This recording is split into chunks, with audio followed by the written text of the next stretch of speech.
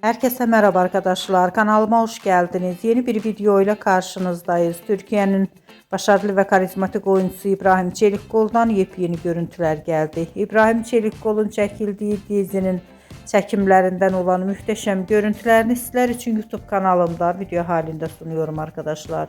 Umarım beğenirsiniz. Arkadaşlar videomu beğendiyseniz kanalımı izlemeyi ve bildirim butonuna basmayı unutmayın.